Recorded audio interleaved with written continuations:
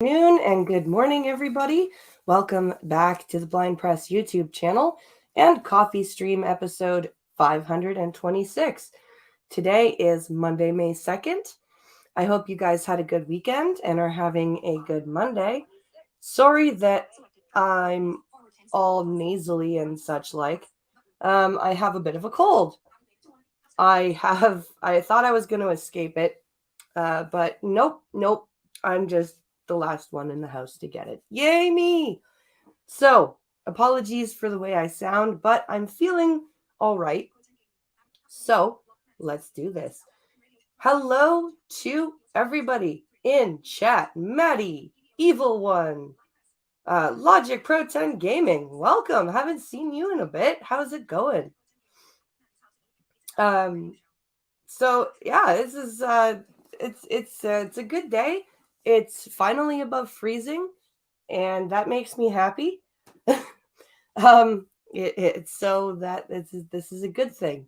So yeah, we are back with a media episode of the Coffee Stream. Now, today's it is called Blindness in Media just for continuity's sake, but today's topic is more along just disability and not blindness specifically, because today's shadow episode features a villain who is paralyzed and his valet, his servant, is deaf mute. So we have three disabilities represented in one episode, and they actually do they do a pretty good job with how they approach this. So I figured we would take a look at this episode. It's called Death Under the Chapel, and it is a Orson Welles. It is an Orson Welles episode. So the other episodes have been, I think, Brett Morrison or Bill Johnston. This is Orson Welles. So we're going all the way back to, I think, like season 1B of The Shadow here. So it's a oldie from 1937. So we're gonna take a listen to Death Under the Chapel. So here we go. Let's get this shared. And Maddie has found an interesting show for me to check out. A radio show, apparently, where it's a detective show where the main character is blind. So I will be checking that out. Thank you, Maddie, for that. I'm very interested in checking that out. And maybe we will have some of those episodes featured here. Let's get full screen here. I can find it.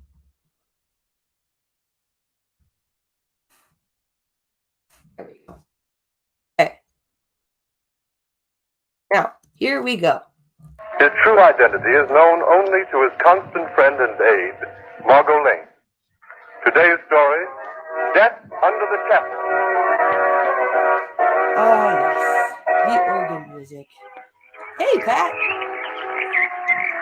Isn't it time we started on, Lamont? Huh? I beg your pardon, Margot. I've been daydreaming. I say it's been lovely having tea in this old garden, but after all, you're supposed to go to that faculty reception tonight. That's right. Mind me, I'm merely an old grad. Before you brought me to my senses, I was back in college days again. Come here a lot when I was in school. A few of us would get together on spring evenings and talk Oriental philosophy till all hours. You ever notice how Orson Welles just doesn't sound like he wants to be there? Like, he in the Audible collections, they have near the end of volume 2, I believe, they have an hour-long kind of radio documentary, where they talk to the cast and some of the announcers, and they said like Orson wouldn't rehearse with them. He would just like show up half an hour before performance and just read his script. And yeah, you remember episode 11? Yeah. Good old times. And carry Professor Kalima in here to this table. Carry him? Yes, his legs are shriveled. Shriveled? It's utterly useless. His arms are slightly affected, too. Sounds absolutely grotesque. Yes, he's not very pleasant to look at. That, The only way he could get from place... isn't that great? Just the, like, and I almost like it better that way. Like, the bluntness. Like, yeah, he's not very pleasant to look at.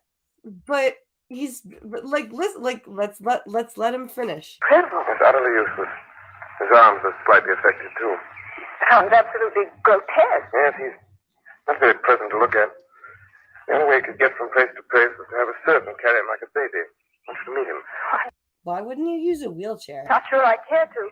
How could a sinister person like that ever become a professor?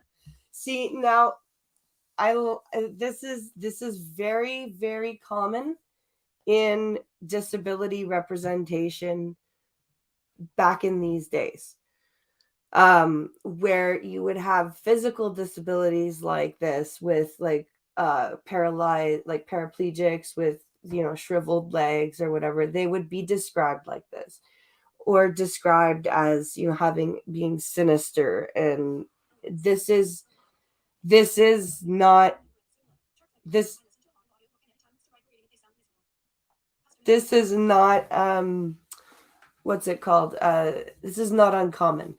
A lot of disability activists nowadays will get very outraged by dialogue like this, but I'm sorry, dialogue like this, conversation like this happens in normal life when, like, humans are not nice people. I'm sorry. Even the nicest of nice people will say something like this sometimes, and they don't mean that, like, you know what I mean? It's not a reflection on their character. It's just how it was back then, and it still sometimes is, but a lot of people are a lot more willing to learn. And like, even Lamont is kind of like open-minded here about, he's like, yeah, he's crippled, but he's brilliant, right? This professor guy. Turk says, I listen to a lot of audiobooks, and every time the writer reads it, they sound miserable. Yeah. At the end of the day, we're all human. Yep. Exactly, Pat. Turk, if you listen to The Exorcist, narrated by William Peter Blatty, he actually sounds he does a great job. He doesn't sound miserable, but he does a great job. I admit some of his ideas are unusual, but he's a brilliant scholar. Paper, mister? Yes, Paper? please. Here you are, son. Oh, gee, thanks, mister. Thanks a lot. What paper is it anyway? Local daily. Here you are. Oh, dear. What's up? Young Bobby Spence killed himself. Spence? Yes. So, yes, Lamont has said, you know, yes, he's got unusual ideas. He's crippled and whatever, but he's a brilliant scholar. Yep. Be goof. That's just how it is. Yep. He did direct The Exorcist 3, yes, and it is a great movie. I wouldn't say it's one of the best horror movies ever. It's a good mystery movie with some horror in it. But I'm a horror freak, so yeah. But it was great. I really enjoyed The Exorcist 3. And George C. Scott. I mean, come on. You can't go wrong with George C. Scott. Bobby was a student here. Let's see what it says. Majored in philosophy. He would have graduated with highest honors in 2 days. Was found lying dead in his room this morning. Oh. Does it say why he did it? He left a note behind him, but the authorities have suppressed it. I wonder why he wanted to take his own life. So here we have the opening exposition here. We've got the exposition about Professor Kalima and, you know, Lamont reminiscing about being a student. He's got to go to his faculty tea or whatever. And now we have this suicide of a current student at the same university. Go to the campus, Margot. Possibly we'll find the answer to that question there.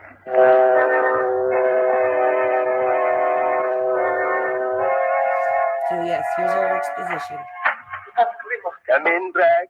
Well, who was it? President Winwood is here to see you. Well, what of it? Well, he looks very severe, sir. I hope he doesn't blame the philosophy department for this. For what? Oh, this tragedy of young Spencer. That is not the tragedy. It is the logical conclusion of my teaching. So we've got this weird that this is Professor Kalima, we hear. And he was the professor of the guy who killed himself. And he says it is the logical conclusion of my teachings. So we have some sort of glimpse that he is probably a nihilist and that he teaches a form of nihilism in his philosophy classes. And he apparently has driven a young man to kill himself. Professor Kalima, I know I'm only an instructor in your department, and of course no one can deny the truth of your philosophy, but aren't you afraid of what? Well, as the nature of your teaching became known... Bragg, you annoy me. Now, Anton here never does. He's both deaf and mute, but he always obeys without thinking. I have only to tap out a command on the palm of his hand like this. Oh. There, Bragg. See how quickly Anton understands? Picks me up and seats me behind my desk. So he's using a form of tactile sign language, which is absolutely a thing. We all know that. Helen Keller learned it. And this is I'm very glad. And this is an episode that I've known of since I was a kid. And I was very glad that they included the tactile sign language in this show. The best audiobook, in my opinion, is The Hobbit. I would agree.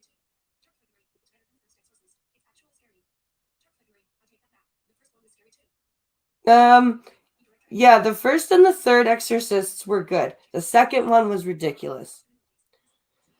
And Christopher, if you can find The Hobbit narrated by Andy Serkis, oh man, it's great because Smeagol comes out in full glory, and it's awesome. It is amazing. It's on YouTube, actually. If you search for The Hobbit, narrated by Andy Serkis. I have to save up to make my book an audiobook. That service isn't included in self-publishing stuff. That sucks. That is pretty. That does suck. Good old Anton. Only grunts when I pat his shoulder, eh, Anton? Now, Bragg, show our revered President Winwood in and hurry. Now, I don't like how Anton is portrayed. He's kind of portrayed like a dumb brute. And I know for a fact that there are very intelligent deaf mute people. They just can't communicate with language. Spoken language. You know what I mean? That doesn't make them stupid. Yes, of course. Won't you come in, Dr. Winwood? Yes, come in, sir, come in. And how are you this fine? Professor Kalima, may I speak to you in private? Oh, if you wish. Take Anton with you, Bragg. Yes. There, Anton and Bragg have gone. Do sit down, my dear doctor. I can say what I have to say standing. Kalima, I have just come from a meeting of the administration committee. Yes? It is my painful duty to ask for your resignation from the faculty. Resignation? How dare you? My work is noted, the most brilliant department. Just a moment. Kalima, your reputation for scholarship is very high. We grant that. I've gathered the most remarkable young minds in this country around me. And what have you taught them? Things beyond your comprehension. I can believe that. So this guy is clearly a megalomaniac, clearly a narcissist. Let's see. Any Mary Roach book is just an awesome audiobook to me. I have not read any Mary Roach. I have not read any Mary Roach books. Is she, like, what genre does she write in, Turk? Is she like a sci-fi, thriller? I think I've heard of her.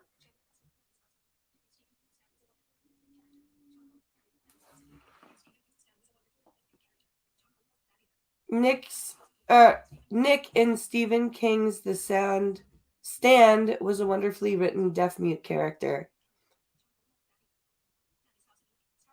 Tom Cullen wasn't bad either.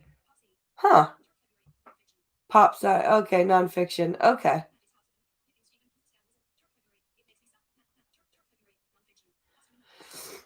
I have yet to read The Stand. I got really, really put off when I read it. I really like, good horror, good gory stuff. But when it comes to kids killing each other and having sex with each other, I'm just like, no, I'm no. Yeah, and it really kind of soured me about reading any more Stephen King. And I had read Pet Sematary and The Shining before I had read it. And reading it kind of just put me off. And people keep saying, oh, you have to read The Stand, you have to read Salem's Lot. And I just can't. I don't know. I just can't do it. You taught them that the world is vile, a hopeless muck, that mankind should be destroyed. I taught them to think things through. Even when they lead to despair and suicide. Suicide like young Robert Spence. Professor Quilima, you killed young Spence with your poisonous ideas as surely as if you put a pistol to his head and blown his brains out. So they are saying, and it can be true. Like if you're in the, if you're under the spell of an authority figure like a teacher or a preacher or anything, you can be made to think things that normally you wouldn't think. And he just it's just seriously, like, it is true. Like if you can convince somebody to do something that they normally wouldn't do, then you are committing the murder. You are, like, if you say you hypnotize somebody and they kill someone, like, you are also culpable. This is the same thing. Don't be childish, Winwood. You know your rival university has been after me. It would serve you right if I went over to them. Do you think they'll want you when I publish young Spence's suicide note? What? He names you as the man who drove him to it. You wouldn't dare. Oh, shit. I am going. And don't bother to write out a resignation. You're discharged from the faculty. Dishonorably discharged. Damn. Winwood, if you dare. Oh, you stupid fool. You imagine I won't have my revenge for this? But I haven't plotted it already? Come in, Bragg. Come in. Hurry. Bring Anton. I must get to work. Is it really true?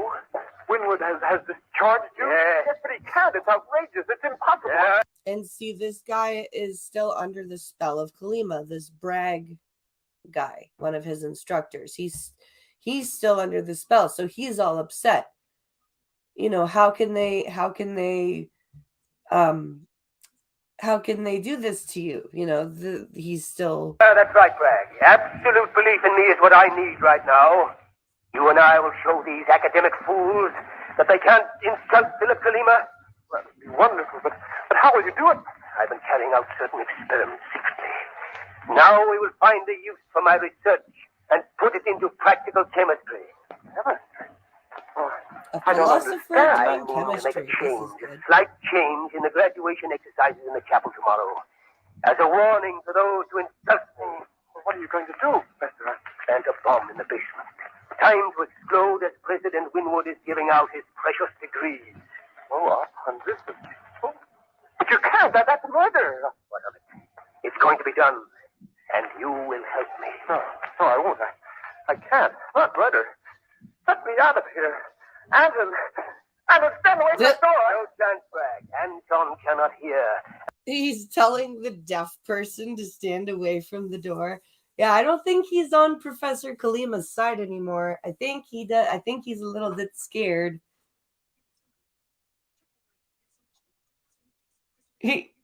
Oh, you're the mastermind, huh? Yeah,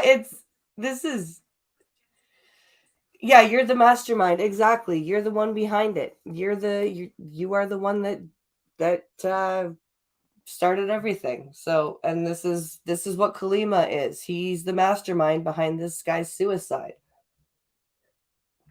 And now we see his megalomania in full glory because he wishes to blow up the chapel filled with graduates. And he knows I don't want you to get away. He has braced himself against the door. You'll stay and help me with my plan. You can't get away. I can. I must. Even if I have to jump out this window. You can't stop me. He's gone through the window. I must signal Anton along this wall. To chase Bragg and bring him back. Okay. This doesn't make sense to me. He'll bring him back, and when he does, I can put my scheme of revenge into operation. So what he's done is he tapped on the wall, right? To like he did tactile sign language on the wall. Okay. Now, unless you are pounding on the wall with your fists and the wall is like hollow, right? Like not hollow, but it's not a cement wall, right? It's not a load bearing wall. It's an inside wall, right? So unless those two things are being met, there is no way somebody leaning against another part of the wall, like in another part of the room, is going to feel it. I'm sorry. It's just, that's not possible. I love you, Shadow. I love this show, but it's not possible.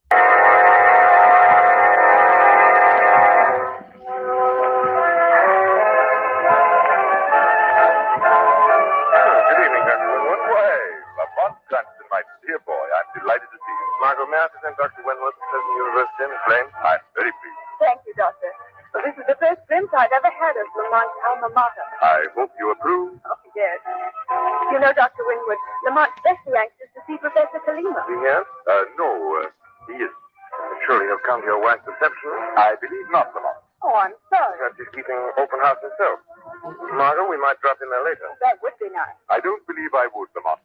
There are special reasons. You see, well, I'd better not go into that. Dr. Winwood, anything special happened to Professor Kalima?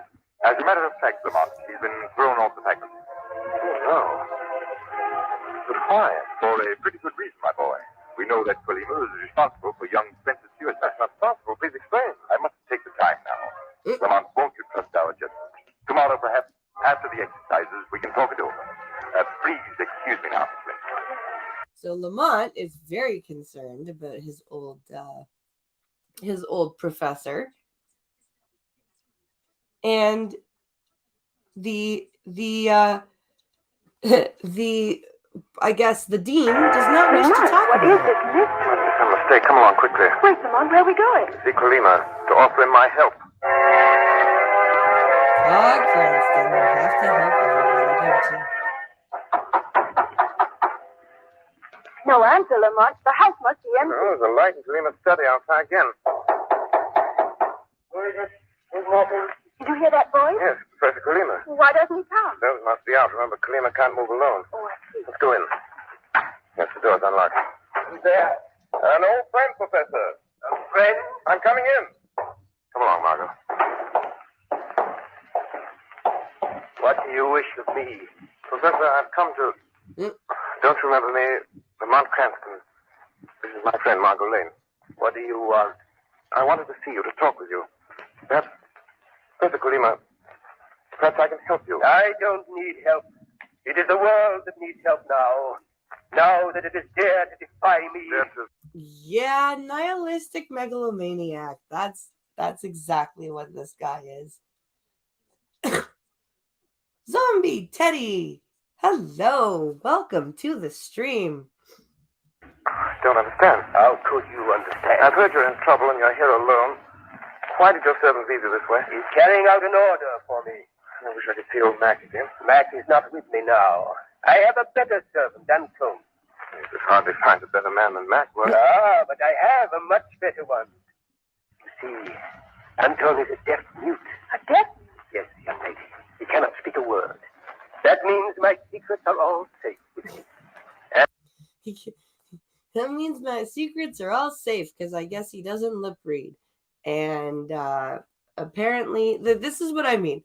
Like, this is the very interesting difference between disabilities that are represented here, because in older media, like the stuff that we're looking at, it's almost like there's a hierarchy of disabilities that are represented in different ways. Like blindness and paraplegia, they're still shown as intelligent, sometimes capable, sometimes malevolent, but always intelligent. The deaf mute, or people that have any kind of developmental thing, are just shown to be just absolutely gormless and just stupid. And I don't like it. You can't get upset about it. It's just what it is, and it's just something that you have to point out and find interesting. And he's very strong. And Of course he is. But how can you Because speak he's to a him? deaf mute. Oh, you would be amused by that, Cranston. You always liked oddities. If Anton is beside me, I tap a message into the palm of his hand. If he's across the table, he puts out his palm, puts it down, and feels me tapping like this. Or even if Anton is leaning against a wall and I tap on it, he understands my message. Very clever and That's convenient. not Oh, but possible. that's nothing. I've grown much cleverer since you knew me, Cranston. I am now I could buy wiser than the all the table rest of thing. mankind. I could buy feeling the vibrations on the table, but not on the wall. No, I'm sorry. Not unless you were like less than a foot away from it. I'm put together. Since they defy me, I'm going to punish them. Tell me all about this punishment you're planning. No, my friend.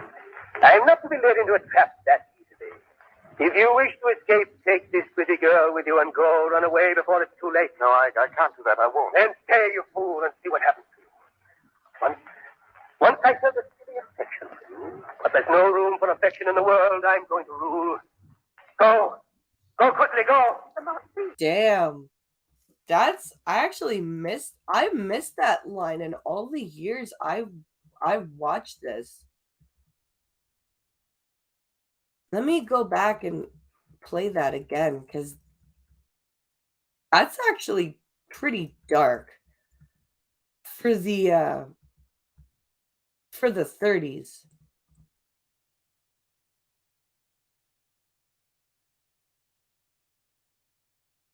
That's pretty. Oh, run away before it's too late. No, I can't do that. I won't. Then stay, you fool, and see what happens to you. Once I felt a silly affection for you, but there's no room for affection in the world. I'm going to rule. Damn. Once I had an affection for you, but there's no room for affection in the world. I'm going to rule.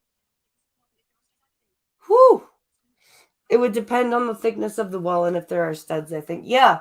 Like if it was a thin wall, that I could believe. But if it's a thick wall or a load-bearing wall, no. Go. Go quickly, go. Yes, Professor Gleam, I see that we must obey you. We shall go immediately. If you command. That's wise. That's very wise. You will always be sure this might be fools. Now go and close the door up. That brilliant mind is gone. Kolima's genius has twisted his mind into dangerous channels. Lucky he can't move, can't harm anyone. I'm not so sure. There's method in this madness. Oh He's up to my mischief, and I must find out what his plan is. I must. But how? How can you? By staying with him. Not leaving this house until I learn his plot. He's driven you away once, he'll do it again. No, Margot, because I'm going back to him later as the Shadow. So we have this, oh, well, he can't move, he can't hurt anyone, this is, again, and we have to point these things out, and we have come a long way in disability representation. Like, in today's media, there's a lot better and more accurate representation, which is, it's a growing thing. It's a learning thing. And a lot of the activists today would have us just forget and cancel all of the media that it took for us to produce, to learn and grow. And some of it's really good, but they don't care about that. I think we're at the commercial. Frank, you're back again. I thought Anton would catch you. Let go of me, yes. Let go of me. He cannot hear you, Make him let me go. Professor Kalima, why don't you leave me alone? Because, my friend, you are the only one who knows just what I intend to do. I have no desire that my You're the plan one who should be told him. disclosed to anyone. No, I won't tell anyone. I'm sure you won't. You won't have the chance. Make him stop. He's hurting my arm. You must expect Anton to be a little annoyed at you, Bragg. After all, he's been chasing you all night. Stop pounding me. Don't be hysterical, Bragg. Now that you're close enough, I would tap on Anton's hand and tell him to release you. That's it. Oh, that's better. There, now you're free. Professor, you must give up this wild idea. Give up my revenge? Don't be Give silent. But you kill all those people. You've nothing against them. You don't even know most of them. That is not important. My purpose is to ruin this college. When I'm finished, they'll regret the insult they've given me. Yes, but hundreds of people will die, Professor. How can you sit there so calmly? A little of that calmness might help you, Bragg. If you get excited, you might attempt to run away again, and that would be most unfortunate. Oh, what do you mean? The next time, Anton will not fetch you back. When he finds you, and he never fails, he will have orders to kill. Kill! Jesus Christ. You crazy old man. See, this is what I mean.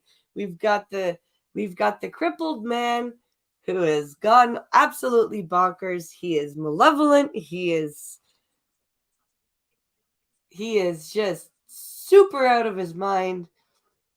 And he wants his servant to kill the guy if he escapes again. Professor, I won't run. Honestly, That is wise, my friend. Professor, but I've been your friend, your assistant.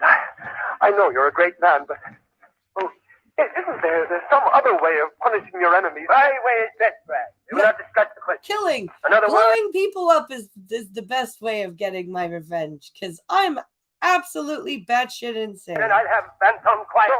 No, don't do that. Don't be alarmed. I'm only tapping Anton to tell him to pick me up. You see how easily he carries me, Bragg? Anton is very strong. He could snap your neck in a moment. Yes, I know that. We're going to lock you in here, Bragg. Anton and I will be back shortly. And don't try going out the window. Anton will be watching that from upstairs. Kalima, wait! What am I going to do? I can tell you, Mr. Bragg. Who spoke? I did, Mr. Bragg. Yes, but there's no one here except me. The room's empty. No, I am here in the shadows, Mr. Bragg. I've been here all along. Oh, then you heard. You know the plot. Not all of it. Tell me, what is this plan of Philip Kulima's? No, I can't. So his legs are shriveled, Even if you can't see me, I'm here to help you, believe me. and so he Tell you, can't it's walk, too and terrible. instead of using a wheelchair, because his arms I are can't affected tell. as well a Anton little would kill me. Kalima will make him bit. do it. The professor Bragg, has a you must servant tell that me. carries him. What is Philip Kulima planning to do? No, you're all hounding me. Stop. Bragg, you must tell me. You spoke of death, of hundreds dying. You want those deaths on your conscience? No, I Then don't. speak then. Who will die? What is Kulima planning? Anton will There's no time to wait. Remember, only you can save hundreds of lives. You must tell me. Yes, I'll tell. Good. It's the chapel. Kalima is planning to blow up the chapel. You sure exercises. He has the bomb already. You must stop him. Don't worry, I shall. But we're locked up here. How can you... Hush. I'm coming back. Frank, who are you talking to? Who's in this room? Why, the truth? Or do you want Anton to force it out of you? No. Well, there was a man here, but you can't see him. There was a man here, but you can't see him. It was just a voice. You gone mad? I don't know. What? That was a voice? Are you here, voice? Answer me! Answer me, voice! Oh, you fool. Well, we shall lock you and your crazy idea up together. Come, Anton. Professor, don't leave me here. Please, I can't stand it. Your voice. The shadow is so mean sometimes. But I have finished my little task in my laboratory. If there was anyone in that room with Brad, he'd see him. Not Is anymore. that so, Professor? When you and Anton reach your laboratory, the shadow will be there with you. I have to say, though, Orson Welles has the best laugh for the shadow. There, Anton, it is set and ready. How do you like the lovely toy you made here in our laboratory? It makes you grin, eh? Even though you can't hear me, you know I am pleased. Good old Anton. If you knew that this is a bomb, Anton, you might not be so pleased. Professor Colima. What? See, this is what I mean. Like, does he not think that the guy can see what he's doing? Like, this is what I mean. Like, I love the shadow, but they are really making this deaf mute guy seem like a complete idiot, which I know they're not idiots. Who's there? Who spoke? I did, Professor. Men call me the shadow. What? Where are you? Here, you cannot see me, but I'm in this room. Oh, Bragg was right. You are the voice that can't be seen. Yes, Professor, and I come to warn you. I've learned about your plan. It will fail. You underestimate my power, Shadow. Your servant seems disturbed, Professor. He is asking about you, Shadow. Anton wants to know with whom I am talking. But I won't tell him you are here. Anton might be frightened. You are not frightened, Professor. I am not a child, Shadow. See? That is literally, they just said, I am not a child. Like, that's what I mean. Back then, the deaf mute were portrayed as children, as idiots. Because, unfortunately, there was just not as much of a way to educate the deaf mute. The resources weren't there. The education, like the educators that were specialized in working with deaf mute kids weren't really there.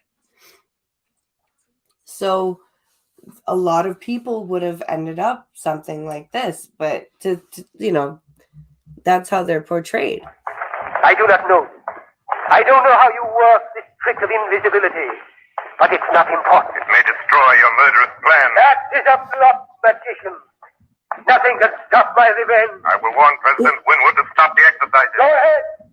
No one will believe that wild tale about an explosion. And anyway, it's too late. In a few minutes, the graduates will march into the chapel. Colima, you will fail. No, Shadow.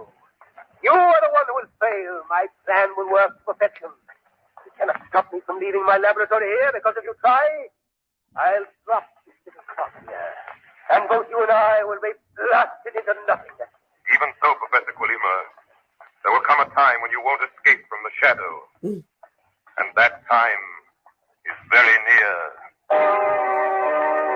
So yes, we have the shadow has introduced himself Shadow to calling Margot Professor Lane. Colima. Oh, Shadow now calling he's Margot. using the radio. Warn President Winwood that Professor Colima intends to blow up the chapel during commencement exercises. Hundreds will be killed. Exactly, madam. Get They everyone were out of the building. often lumped I'll in try with to the stop Colima. clinical, He and Anton just left here for the campus. He has the bomb with him. Never at the graduation is in danger, danger. Hurry, Margot, hurry, hurry. Yep. The more derogatory term is wasn't still as definite term. I hate I've got to that get term. into the Yep, chapel. Admittance is only by invitation, mister. You got a card? No, but I've exactly. got to see President Winwood immediately. I'm sorry, but I've been stationed here to see that no one gets into the chapel without an invitation. Listen to me. You've got to let me by. All those people in there may be killed. I don't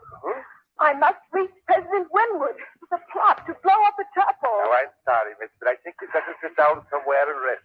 Everyone in the chapel is in danger. They may be killed. Killed! Do you hear? Not so loud now with your bloody. Do you want to start panic here? Can't you tell when a person's telling the truth? I'm sorry, miss. Now, I've been around this college for years, and I guess there's no aiming to blow up any part of it. Please. At any minute the bomb may go off. You've got to let me in. You've got to. Stop that now. Do you want to start a riot? Put me down. Put me I'm down. going to take you away from me and cool off a bit.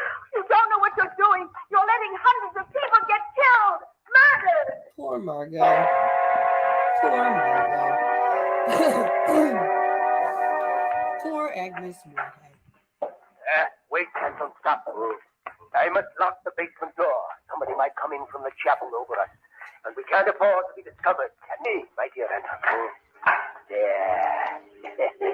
Listen. Starting the commencement exercises. But you can't hear the music, Anton. Never mind. It won't last long. Never mind. Professor Colima, you didn't lock the shadow out.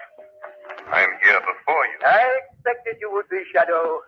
That is why I locked the door. Meaning? Simply that I have the key, my friend. And you shall never leave this room beneath the chapel. Nonsense, Professor. I know you too well to worry about that. Your life is very precious to you. You have no intention of losing it in this explosion. There is no necessity, Shadow. I shall be far away when those fools upstairs are smashed into eternity. When you leave, I shall simply shut off the bomb. You are mistaken there, Shadow. When I leave, you will be dead. I am going to tell Anton to kill you. That's a silly threat. How can your servant kill what he cannot see? I have thought of that. And when I throw this light switch, so the room is dark, Shadow. Can Anton see any better in the darkness than I can? He does not have to see better, In Shadow. the stand, Nick But could Anton read will be lips, able had to a see as notepad well to as write his you. responses. You will not and see could him, even and your administer being invisible first will not aid. help you. Your trick will not frighten Anton now. No? He was Shadow. very Anton will intelligent find and was never treated like he And was with his stupid. strength, I like he will that. break I you think like I a should check snapstick. that out. Don't be so sure, Kalima. I have planned it well, Shadow. The door is locked. You cannot escape. The room is tiny. I have you now, Shadow. Anton is Flip on bound the to light. catch Others have tried to trap the shadow. But I have done it. You hear me tapping on Anton's hand? I'm telling him there is a man here in the darkness ordering him to search for you, Shadow. To put me down and kill my enemy. Anton is very angry with you, Shadow. You hear, Shadow? I hear. I've been very clever, Shadow. Anton has placed me in the middle of the room so that I shan't get in the way of his groping for you. Yeah. There! He has started his search. It's coming toward you, Shadow. Do you think so, Kalima? Thank you for speaking, Shadow. I have pushed Anton toward the sound of your voice. You hear him coming toward you, Shadow? Anton will find you, and then you will die. If that bomb goes off, we will all be killed. There is plenty of time. You will not talk long with Anton's fingers around your throat. Your man is rather slow, Kalima. Slow, Shadow, but sure. Nothing can save you. Nothing? There! He has reached the wall. Now, Shadow, he will herd you back into your corner. It is not over yet. Are you prepared to die, Shadow? Listen, Shadow. It's moving along the wall. And now, Professor, is the shadow's turn to play. Play! You're helpless. Not quite, Kalima. Here is a trick I learned from you. Yeah. Listen, Professor, do you recognize this? Grunt. That's my coat. Yes, Professor. Anton Right? is touching the wall and he can feel the vibrations. I don't I like tap out the way they instructions like you portray do. him I'm at all. talking to him now. No, Anton, don't listen. It's not your master. Anton can't hear you, Kalima. Remember, he's a deaf mute. But he will pay attention to my signal, especially when I tell him that he's in a room with a time bomb. Anton! Oh, if I could only reach the wall. You're in the middle of the room, Kalima, and you're helpless. You cannot move unless someone carries you. It's dark, and Anton can't see you either. I can crawl. I must reach the wall. Too late, Kalima. Anton is afraid. Anton, come back. It's a trick. He can't hear you, Kalima. He smashed the door down. He's gone, Professor. He smashed the door down with his super duper deaf mute strength. Jesus Christ. Come on, guys. Come on. He's grunting like as freaking Maddie said, like an ape, and he smashes the door down like a oh come on. I am helpless. Yes, Professor, helpless. Now I'll take this bomb away. Stop, give me that bomb. No, Professor, I have it. Blast you! You snatched it out of my hand. Yes, Professor, now just shut off the mechanism. There, thank heaven, Colima, I love how without having to study the bomb, he knows how to shut it off right away. plan has failed. You won, Shadow. But I have one trick left, young Spencer's trick. This little pill. Colima, don't. It's too late, Shadow. I swallowed the pill. Death is almost instantaneous. I only wish I... Poison. Captain Poison, I Death can Mute smell Man, it. give me a break. The most deadly poison known. So, Professor Colima has killed himself. Cyanide pill. A brilliant mind. Too brilliant. His dreams of power and revenge upon those who thwarted them unbalanced and drove him to crime. No matter what the cause, crime is a boomerang that returns to punish the guilty ones who set it in motion. Sorry, Orson, that was a bad delivery. And that's how they portray. And I just wanted to show that because I wanted to show the two different ways that two different disabilities were portrayed. How they showed the paralyzed man with a brilliant but twisted mind, and they showed the deaf mute man as a basically childish ape. And it's very interesting to see the dichotomy of the way two different disabilities are represented in one episode of a show. And as I said before, it may not be at all accurate. It may be frustrating, but we absolutely should not erase those types of media because they are things that are they're still worth appreciating in their own way, and they are still a part of our culture. And we also need to look at where we were and where we've come and how far we've come.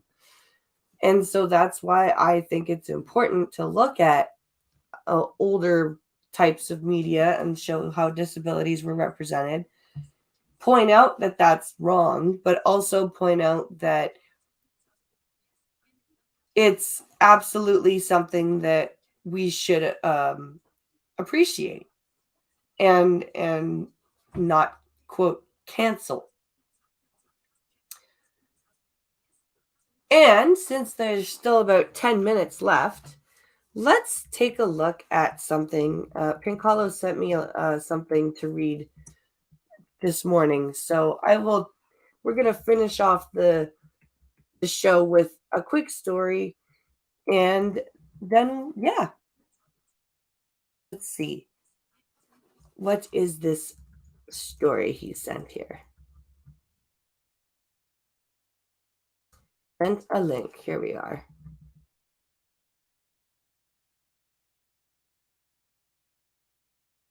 Okay.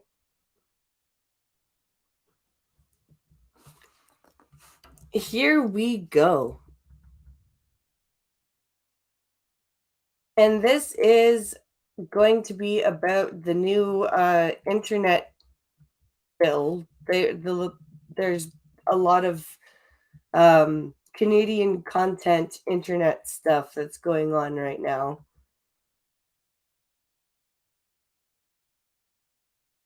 Actually, you know what? Maybe I should make that into a video. I'm going to do a video on that instead. Because I need to rest my voice. Sorry, guys. I hate being all wishy-washy like that. But, yeah, I need to rest my voice. But thank you guys for watching. I hope you guys enjoyed this. Next week, I'm not sure what media we'll be looking at. Maybe I'll be looking at one of the episodes of that radio show Maddie sent me. I will also be on Twitch tomorrow night. I'll be playing in a 1st to 5, in Con of the Hill event, but I will be streaming my side of the match, and I'll be streaming my practicing before that. So come and watch that. And it's Wednesdays with Skep this week. So lots to do. And I hope you guys have a great rest of your Monday. Thank you for watching.